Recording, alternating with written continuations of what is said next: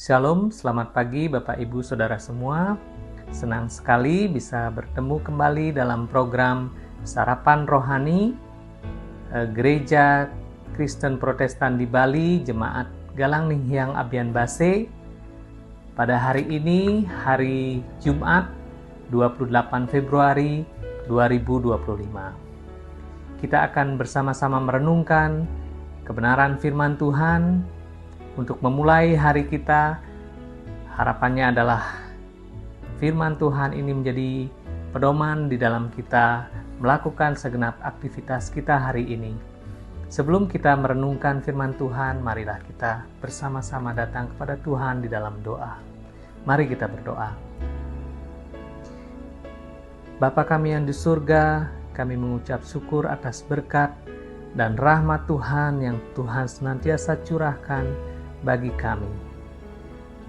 Pemeliharaan-Mu yang sempurna di dalam istirahat kami di malam yang lalu, sehingga pada pagi hari ini kami bisa bangun dengan kekuatan kesehatan yang baru. Terima kasih Tuhan, kami akan memulai aktivitas kami. Sebelum kami memulainya, kami akan merenungkan sebagian kecil dari firman-Mu. Biarlah Engkau yang berbicara, Roh-Mu yang kudus yang mengilhami kami, sehingga kami benar-benar mengerti maksud Tuhan di dalam kehidupan kami. Terima kasih Tuhan, kami berdoa dan mengucap syukur kepadamu di dalam nama Tuhan kami Yesus Kristus. Amin. Baik Bapak Ibu, renungan kita pagi ini terambil dari 2 ayat dalam Puji dan Janji. Yang pertama dari Mazmur 66 ayat 12, dan yang kedua dari 2 Korintus 4 ayat 9 dan 10.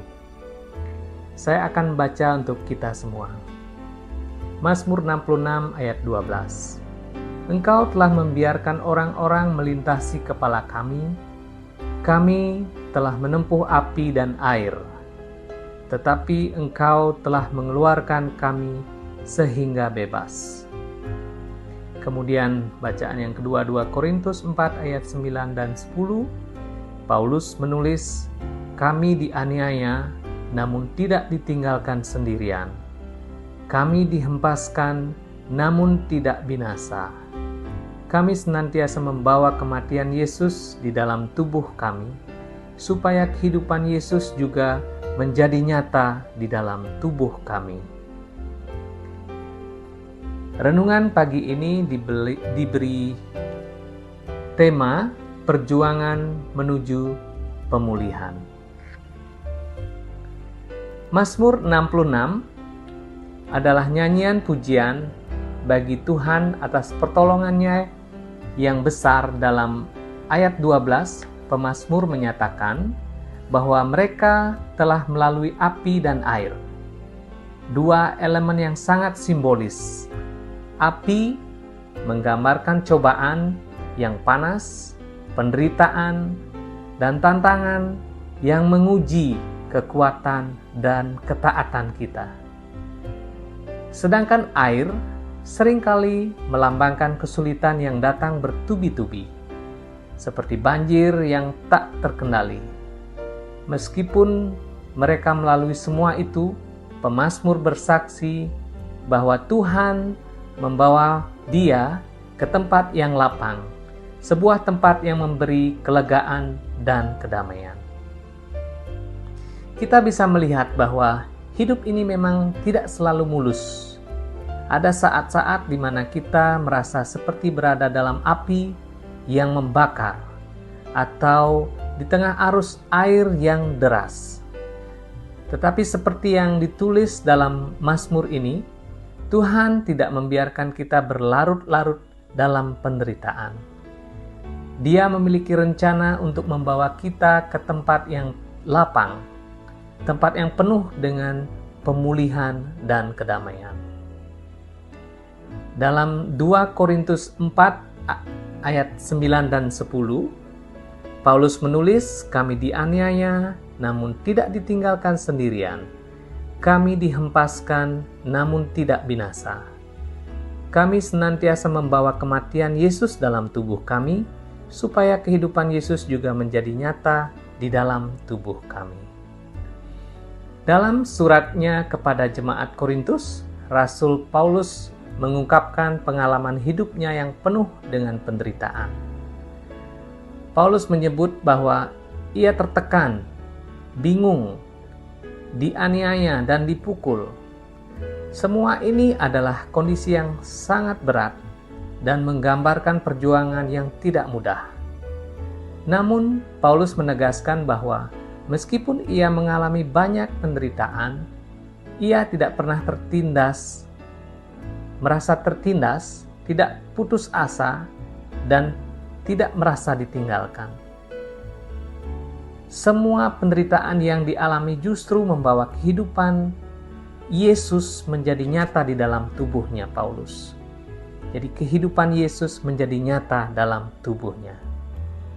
Saudara-saudara, mungkin kita juga merasakan hal yang sama dalam hidup kita. Banyak tantangan yang membuat kita merasa tertekan dan bingung. Namun seperti Paulus, kita tidak boleh putus asa.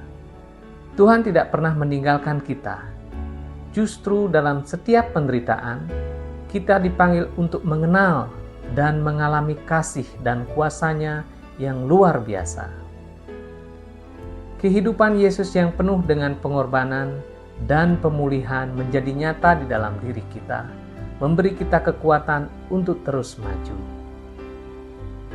Kedua ayat ini mengajarkan kita bahwa dalam setiap perjuangan dan penderitaan, Tuhan sedang bekerja.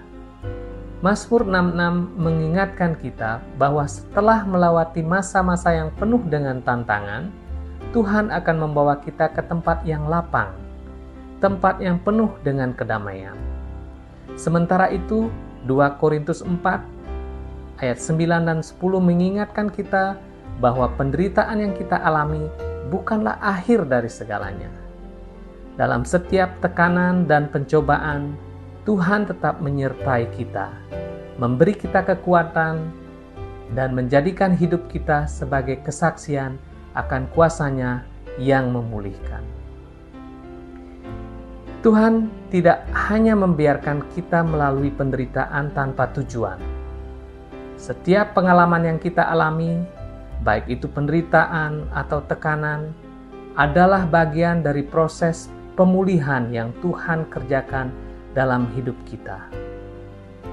Dia ingin kita lebih kuat, lebih dewasa, dan lebih dekat dengannya. Dalam setiap cobaan, kita dapat melihat karya Tuhan yang membentuk kita menjadi pribadi yang lebih matang dalam iman. Bagaimana kita menanggapi penderitaan dan tantangan dalam hidup ini?